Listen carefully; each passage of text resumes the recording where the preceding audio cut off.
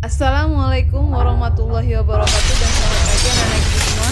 Kita lanjut lagi materi 10, permintaan, penawaran, pasar, dan harga. Kita mulai. Yang pertama yaitu permintaan. Permintaan dapat diartikan sebagai sejumlah barang yang ingin dibeli oleh masyarakat dengan berbagai tingkat harga tertentu. Jadi saat kita membahas tentang permintaan, kita tempatkan diri kita seolah-olah sebagai pembeli agar mudah menghayati makna dari permintaan. Oke? Selanjutnya kita akan bahas faktor-faktor yang mempengaruhi permintaan. Ada 7 faktor yang mempengaruhi permintaan. Yang pertama yaitu harga barang. Harga suatu barang akan mempengaruhi banyaknya jumlah barang yang diminta. Jika harga barang naik, maka jumlah barang yang diminta berkurang. Dan sebaliknya, apabila harga barang turun, maka jumlah barang yang diminta akan bertambah. Faktor yang kedua yaitu pendapatan masyarakat. Pendapatan yang diperoleh oleh seseorang akan sangat mempengaruhi permintaan terhadap suatu barang. Jika pendapatan rata-rata setiap orang naik, maka jumlah barang yang diminta akan bertambah. Dan sebaliknya, jika pendapatan turun, maka jumlah barang yang diminta akan berkurang. Faktor yang ketiga yaitu selera masyarakat. Selera sangat mempengaruhi permintaan seseorang. Jika seseorang tersebut sangat menyukai suatu barang, walaupun harganya mahal, barang tersebut tetap akan dibeli. Namun sebaliknya, jika orang tersebut tidak selera terhadap suatu barang, walaupun harga barang itu rendah atau murah, maka tidak akan dibeli. Faktor yang keempat yaitu kualitas barang. Setiap orang menginginkan barang yang berkualitas, sehingga kualitas sangat mempengaruhi permintaan. Jika kualitas terhadap suatu barang sangat bagus, maka permintaan terhadap barang tersebut akan tinggi.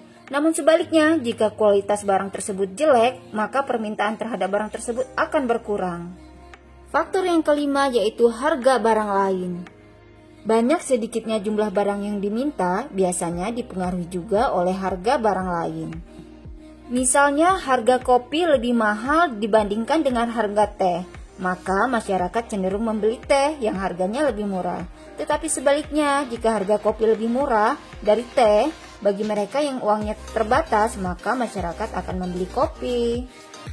Faktor yang berikutnya yaitu jumlah penduduk. Bertambahnya jumlah penduduk suatu negara, maka akan sangat mempengaruhi permintaan terhadap suatu barang. Kemudian faktor yang terakhir yaitu ramalan masa depan. Masyarakat akan menambah permintaan terhadap suatu barang kalau diperkirakan harga barang tersebut di masa yang akan datang harganya akan naik. Berikut ini adalah gambar kurva permintaan. Kurva permintaan menggambarkan sifat hubungan antara jumlah permintaan barang atau jasa dengan harga dalam berbagai kondisi. Biasanya kurvanya akan bergerak dari atas menuju ke bawah. Artinya semakin tinggi harga suatu barang, maka jumlah permintaan terhadap barang tersebut semakin sedikit atau menurun. Selanjutnya yaitu macam-macam permintaan. Yang pertama, permintaan menurut daya beli konsumen. Menurut daya beli konsumen, permintaan dibagi menjadi 2, yaitu yang pertama permintaan efektif, kemudian yang kedua permintaan potensial. Permintaan efektif adalah permintaan yang didukung dengan kemampuan daya beli. Artinya, permintaan ini berasal dari konsumen yang betul-betul memiliki kemampuan untuk membeli barang dan melakukan transaksi. Sedangkan permintaan potensial adalah permintaan yang didukung dengan kemampuan daya beli, tetapi belum melakukan transaksi. Berikutnya yaitu permintaan menurut jumlah konsumen. Menurut jumlah konsumen, permintaan dibagi menjadi 2 jenis.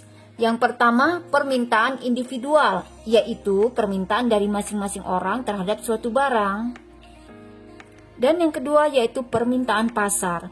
Permintaan pasar yaitu permintaan yang dilakukan oleh masyarakat pada umumnya. Selanjutnya kita akan bahas tentang penawaran. Penawaran dapat kita artikan sebagai kesediaan penjual untuk menjual berbagai barang pada berbagai tingkat harga dalam waktu tertentu. Nah, saat permintaan tadi kita memposisikan diri sebagai pembeli, sedangkan pada saat penawaran kita memposisikan diri sebagai penjual. Penawaran dipengaruhi oleh beberapa faktor. Yang pertama yaitu biaya produksi. Tinggi rendahnya biaya produksi akan menentukan pula harga barang. Bila biaya produksi tinggi, maka produsen akan mengurangi jumlah produksi barang dan akibatnya penawaran berkurang. Dan sebaliknya, jika biaya produksi murah, maka akan semakin banyak barang hasil produksi dan penawaran akan bertambah. Faktor yang kedua yaitu teknologi. Semakin tinggi teknologi yang digunakan dalam produksi barang, maka kualitas dan jumlah barang hasil produksi bertambah, dan ini berpengaruh pada naiknya jumlah penawaran. Faktor yang ketiga yaitu harapan akan mendapatkan laba. Dengan harapan memperoleh keuntungan atau laba yang banyak, maka produsen berlomba untuk meningkatkan produksinya, serta memperluas dan mengembangkan usahanya guna memperoleh keuntungan yang besar. Faktor yang terakhir yaitu faktor-faktor non-ekonomi.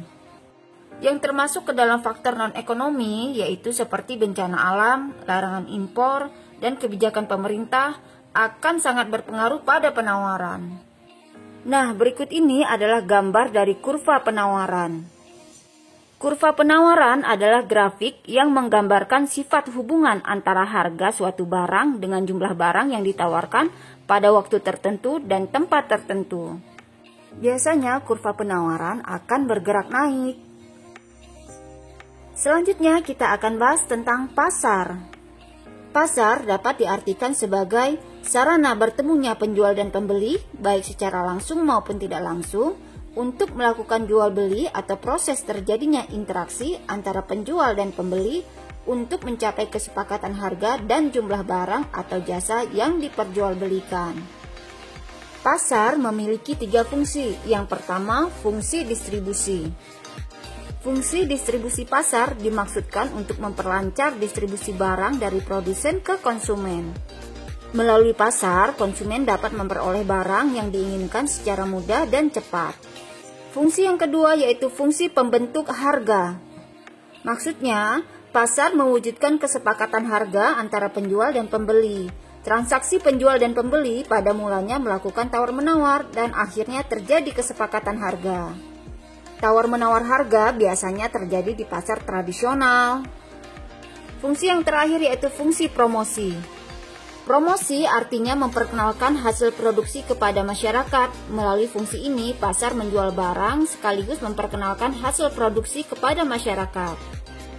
Barang dagangan biasanya dipajang di tempat yang terlihat oleh konsumen. Selanjutnya yaitu macam-macam pasar. Yang pertama yaitu macam-macam pasar menurut wujudnya. Ada pasar konkret dan pasar abstrak.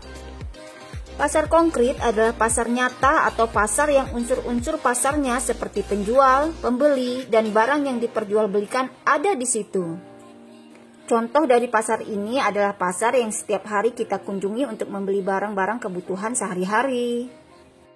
Pasar abstrak yaitu pasar yang antara penjual dan pembeli dan barang yang diperjualbelikan tidak dapat bertemu langsung di dalam pasar. Akan tetapi, transaksi dilaksanakan melalui alat komunikasi dan barang yang diperjualbelikan sudah diketahui betul oleh pembeli. Contohnya seperti kalau kalian ingin pesan pizza, hanya melalui telepon dan barang akan diantarkan ke alamat kamu. Yang berikutnya, macam pasar menurut jenis barang yang diperdagangkan. Yang pertama, ada pasar barang konsumsi, yaitu pasar yang memperjualbelikan barang-barang keperluan sehari-hari. Contohnya pasar ikan, pasar buah-buahan, supermarket, atau mall. Yang berikutnya yaitu pasar barang produksi, yaitu pasar yang menyediakan keperluan faktor-faktor produksi. Contohnya di antara lain yaitu pasar tenaga kerja. Berikutnya yaitu macam-macam pasar menurut luas jaringan distribusi. Yang pertama yaitu pasar setempat. Pasar setempat yaitu pasar yang digunakan oleh masyarakat di wilayah sekitar dan melibatkan penjual dan pembeli di sekitar daerah tersebut. Yang kedua yaitu pasar nasional. Pasar nasional yaitu pasar yang cakupan pembelinya dalam wilayah suatu negara. Penjual dan pembelinya berasal dari berbagai daerah di wilayah negara tersebut. Kemudian yang ketiga yaitu pasar regional. Pasar regional yaitu pasar yang daerah pemasarannya meliputi beberapa negara yang berada dalam satu kawasan. Misalnya kawasan Asia Tenggara saja, atau Asia Pasifik, dan lain-lain. Kemudian yang keempat yaitu pasar internasional. Pasar ini yang menyediakan komoditas barang dagangan untuk rakyat seluruh dunia. Selanjutnya yaitu jenis pasar menurut waktu penyelenggaraannya. Yang pertama ada pasar harian, yaitu pasar yang melakukan kegiatan setiap hari dan menjual barang-barang kebutuhan pokok sehari-hari.